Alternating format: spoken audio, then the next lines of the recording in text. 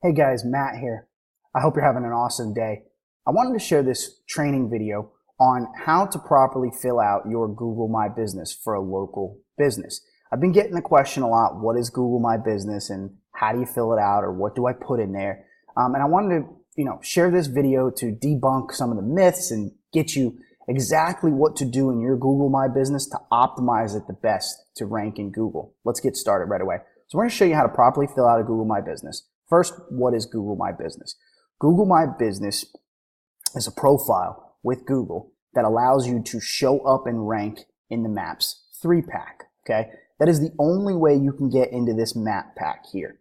This is a search for chiropractor Oakland Park. The only way a chiropractor can show up here in this Maps 3-pack is by having a Google My Business. That Google My Business needs to be optimized, and that is the only way you can rank here. So that's what a Google My Business does for you. And why is it so important to fill it out properly? It's so important to fill it out properly because you need to fill it out properly to rank in the map pack. And ranking in the map pack is probably the best and quickest way to getting phone calls for your business because you are right in front of people who are actively searching for your product or service and need it at that very minute. And this probably gets the most clicks and traffic, even compared to ranking organic here. So that's why it's important to fill it out properly.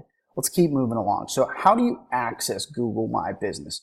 It must be in a Gmail account. You are going to have a Gmail account that has your Google My Business in it. I'm also going to show you how to give an employee access. So the way to check for a Google My Business is come into your Gmail and click on these little boxes here and click on My Business. Alternatively, in your search bar, you can go to business.google.com. Now, I'm going to go ahead and move forward with showing you how to give employees access to a specific one. So if we're inside our Google My Business, we would come over here to Manage Users. You're going to click on Users, and you're going to go ahead and click Invite New User. You would put the person's employee at Gmail. You would put their Gmail in here to send them access, okay? Choose a role, and you can just put them as a manager or a site manager. I would probably put them as manager, but do not put them as an owner because then they have full access to everything. You don't want to put them as an owner, just put them as a manager. Okay. So now we've gone over how to give an employee access. Let's jump into the fun stuff of how we're actually going to fill out the Google My Business to bring more business to you and rank higher in that map pack. So first tip I want to go over is uploading pictures to Google My Business. So we have an entire tab around photos. It's extremely important to upload photos about your business, about work that you've done. You can see we have a good amount of photos here. We try to keep these photos as current as possible. One pro tip that I want to give, okay, is that before you upload the photos to your Google My Business, save them as a keyword, okay? If in this case, this is a landscape lighting, okay, I would save this as landscape lighting Boca Raton Landscape Lighting Company in Boca. That is information that Google can pick up and use to figure out where it should rank your business. Another quick pro tip is try to add pictures at least once per month. That's why I wanted to show you how to give an employee access. Really simple to set somebody in the office and tell them you are supposed to upload pictures at least once per month. And finally, a bonus is you can actually add videos nowadays. So you see here we have a video. We actually created this video. It can be very simple. I use something called Content Samurai. It's about $47 per month, but it's very simple to make awesome high quality videos with Content Samurai. Let's keep moving forward. So on business information, it's very important to make sure you get your business information correct. That's going to be under the Info tab. And in here, we have a few things that we can change. One thing is to make sure that your hours are correct. You want to make sure that if you do change hours, you go ahead and add them as special hours. And you want to make sure that down here, your website is the correct website. Sometimes if you make a Google website, it puts it here. You want to make sure your real website is in that. The next thing to talk about in the information section is the description. You have 750 characters that you can use. I want you to try to use all 750. Now, if you don't get exactly to 750, that's okay. But let's try to get to 700. I know you know your business. You can write something about your business. As you can see here, we've gone ahead and written a full business description in our Google My Business. That is under the Info tab. A couple key points that I want to make here is include your keywords, especially generic terms. So we're working with a landscape lighting company in this example. So we've used the exact term of landscape lighting installation, Boca Raton. Include your brand name. So if your business is called Apollo Dock and Landscape Lighting, you want to go ahead and use that in the description. Finally, optional, you can include an offer. So that would be like call for a free estimate, call for a free quote, or even if you want, call in for a special offer. Just something actionable to get people that read that calling your business.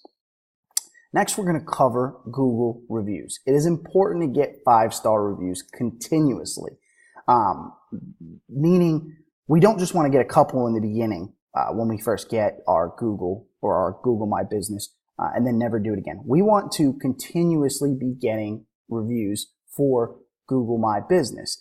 We actually have a completely free guide that there will be a link at the bottom of this video, so you can check out that free guide on how to get more reviews for your local business, specifically Google reviews. It is critical to respond to every review, including negative reviews, okay? So in here under the review section, you actually have the chance to respond to reviews. Thank you, reviewer, and also you can even try to include a specific keyword in your reply. Finally, when you're asking people for reviews, encourage your reviewers to use a generic keyword. The way to do this is ask them to leave a review about the specific service that they got or the specific service that you provided them. Typically, they'll mention that exact service, and that helps with your ranking as well. Next on the list, we're going to talk about the Google website. So Google started providing every local business with a website. Over here on the left-hand side, you can see where it says website. One thing that they try to get you to do is to buy a domain for this website. Don't do it. You do not need to. You do not need to waste the money. Another tip that I want to make sure everybody understands and knows here is that under the info section, it's important that after you go ahead and publish your Google site, which will be right here in the top right-hand corner, you want to make sure that it does not change the website on your information section, okay? Go back and double check that because we've noticed every now and then they automatically change it, and you want this to be your actual website. This Google website is just another great spot where you can put in some content and get a mention of your business. The NAP, N-A-P, name, address, phone number, okay? So the NAP is basically a citation. It's where Google can find that your name, your address, and your phone number are correct. This helps with your ranking. So what we go ahead and do is on the edit section, every single time, we go ahead and add in the business's name, address, and phone number, as you can see right here. We also link to our actual website, as that is technically a backlink to your website, another SEO improvement. Finally, the last thing I want to talk about in this short training is Google My Business posts. Google My Business has rolled out a posts section, kind of like posting on Facebook. In here, you have some optimizations that you can do. We suggest at least posting twice a week. It's very easy to upload a picture, do a quick little write-up about your business, and click the post button with a link to your website. At least doing it once to twice per week, you can put this on a front desk person. As I showed you earlier, you can add them to your Google My Business and give them access and make it extremely easy to continual update information on Google, because Google loves the update of information and new postings, new pictures, new everything. So it's very important to continually do that. This has been a short training on how to properly fill out a Google My Business for your local business. If you have any questions, please feel free to shoot me an email, or if you want to know where your Google My Business ranks, shoot me an email and reach out to me. I'd love to help anyone with their Google My Business and how to rank it better. If you have any questions, hit me up. I'm open. Thanks.